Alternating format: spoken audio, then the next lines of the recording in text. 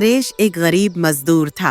वह एक बहुत ही पुराने टूटे फूटे घर में अपनी पत्नी लता और एक 5 साल की बेटी पूजा के साथ रहा करता था। नरेश रोज सूरज निकलने से पहले अपने घर से निकलता और बाजार में दुकानों पर सामान पहुंचाने का काम और गोदाम तक सामान ले जाने का काम किया करता था। इसी काम से जो भी थोड़े बहुत पैसे मिलते, उससे ही वह अपने घर का खर्च उठाता था। एक दिन जब नरेन अपना काम खत्म करके बाजार से घर लौटता है, तब उसके घर की छत टपक रही थी। तब उसकी पत्नी लता उससे बोलती है, अजी ये देखिए, अभी बरसात शुरू भी नहीं हुई और मुसीबतें पहले से ही हमारे घर पर अपना डेरा जमना शुरू कर दिया। अभी तो बरसात शुरू ही हुई है। मैं क्या करूं लता, कब से छत की मरम्मत करवाने की सोच रहा हूं, लेकिन उतने पैसे ही नहीं हो पाते जो कमाता हूं। उससे रोज का राशन भी बड़ी मुश्किल से आ पाता है। मैं तो सोच रहा हूं कि यह गोदाम का काम छोड़कर कोई दूसरा काम ढूंढ लूं। जी, नया काम ढूंढने में तो बहुत समय लग जाएगा और हमें घर की छत जल्दी ठीक करवानी होगी, वरना बहुत नुकसान हो जाएगा। गांव के लोग बता रहे थे कि इस बार बरसात में खूब तूफानी बारिश होगी। शुरू हो गई तो हम सब इस टूटी फूटी छत के नीचे नहीं रह पाएंगे। कह तो तुम ठीक ही रही हो लता। अच्छा, मैं जमींदार जी के पास जाता हूं। पिछले हफ्ते मैंने उनके गोदाम पर सामान पहुंचाया था। हो सकता है वो हमारी कुछ मदद कर दे। यह कहकर नरेश जमींदार के घर की ओर चल पड़ता है और थोड़ी दूर चलने के बाद जमींदार के घर के पास पहुंच जाता है। जमींदार अपने घर के बाहर ही खड़े होते हैं। तभी नरेश उनसे कहता है, नमस्ते जमींदार जी, कैसे हैं आपकी तबीयत तो ठीक है ना? पिछले हफ्ते तो आपकी तबीयत खराब हो गई थी, अब कैसी है आपकी हालत? अरे नरेन, मैं तो बिल्कुल ठीक हो गया हूँ। मौसम के कारण उस दिन थोड़ा सा बीमार था, लेकिन अब तो बिल्कुल स्वस्थ हूँ। अब तुम बताओ कैसे आना हुआ?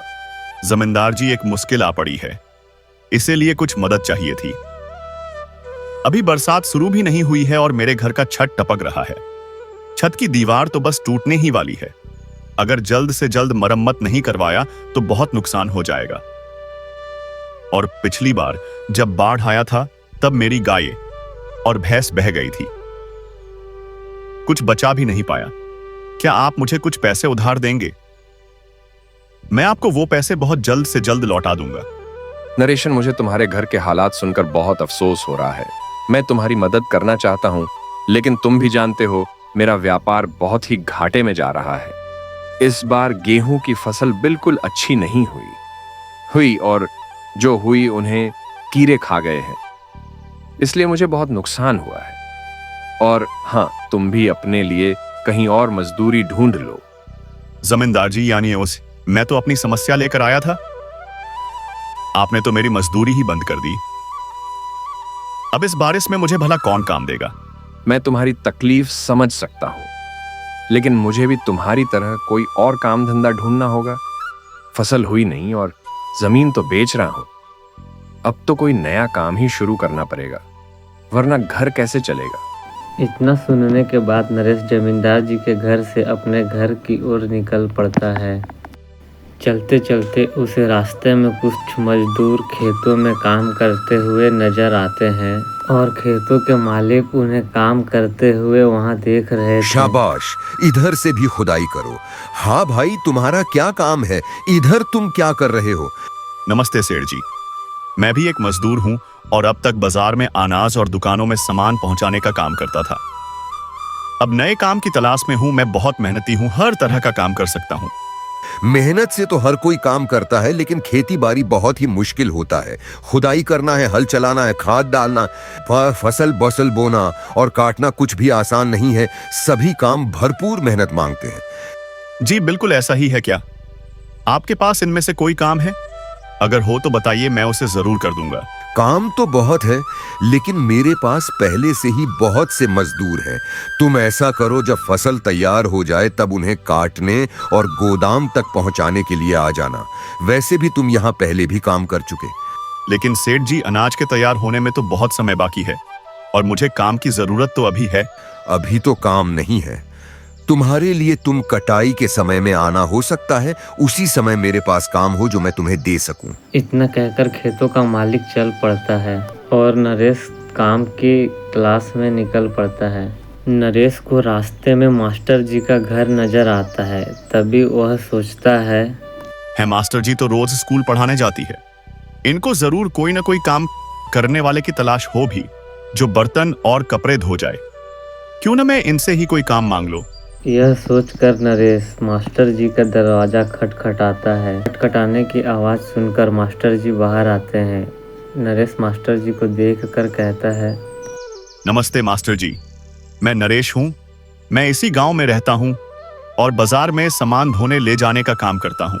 हाँ नरेश, बोलिए क्या बात है और आप मेरे पास क्यों आए हैं, कोई बात है क्या?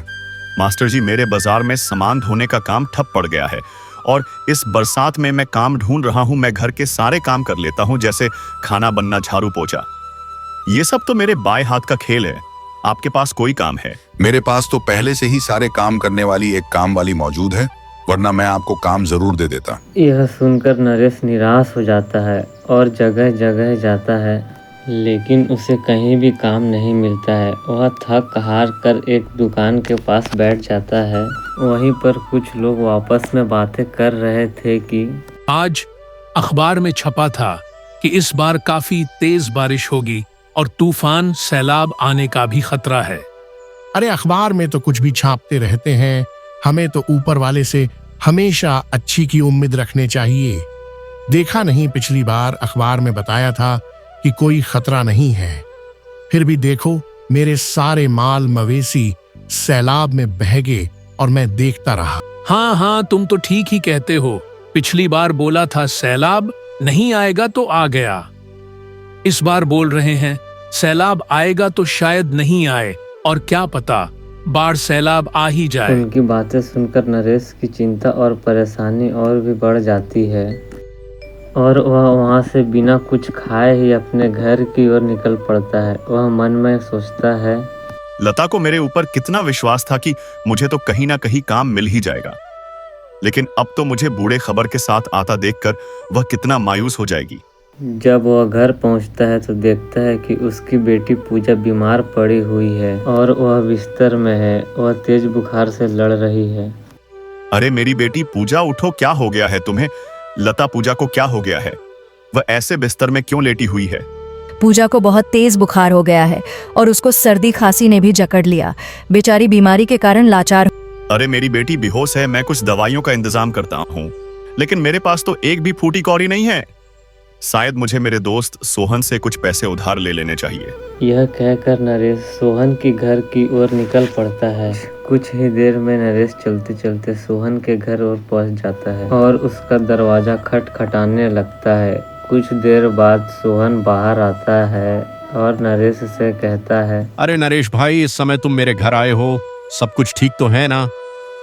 तुम्हारा यहाँ पर कैसे आना हुआ? क्या बताओ सोहन भाई, मेरी बेटी को बहुत तेज बुखार हो गया है। वो उस बुखार से तड़प रही है और मेरे पास इस समय इतने पैसे भी नहीं हैं कि मैं डॉक्टर और दवाई का इंतजाम करूं। अगर मुझे तुम कुछ पैसे उधार दे दो तो मैं उन दवाइयों का इंतजाम कर लूं। बहुत महंगाई है नरेश भाई, इस महंगाई में मेरे हाथ भी तंग है। इस समय तो मुझ पर भी बहुत सा कर्ज चढ़ा हुआ है। लेनदार तो पीछा ही नहीं छोड़ रहे हैं, वरना मैं तुम्हें जरूर पैसे दे देता। इतना कहकर सोहन अपने घर में चला जाता है और अपना दरवाजा बंद कर लेता है। अभी नरेश सोहन के घर के बाहर ही खड़ा होता है कि तभी आवाज आती है, नरेश था, पैसे मांग रहा था, उसके पास तो पैसे भी नहीं है और ना ही काम। फिर वो मेरे पैसे कैसे वापस करता, तो मैंने नहीं दिए। सोहन ने अपनी पत्नी को बताया। नरेश उनके घर के बाहर ही सब खड़ा होकर सुन रहा था। वह मायूसी होकर वहां से चला जाता है। वह सेठ जी के घर जाता है।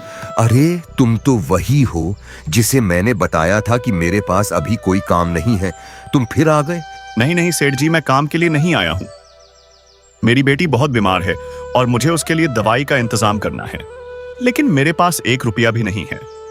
अगर आप मुझे कुछ मदद कर दे तो आपका एहसान मैं जिंदगी भर नहीं भूलूंगा और दवाई के पैसे मैं अगले महीने ही लौटा दूंगा। तुम जानते हो मेरे पास बहुत से मजदूर हैं, रोज कोई ना कोई बहाना बनाकर मुझसे पैसे ले जाते हैं। अब भला मैंने कोई कर्ज देने का ठेका ले रखा है?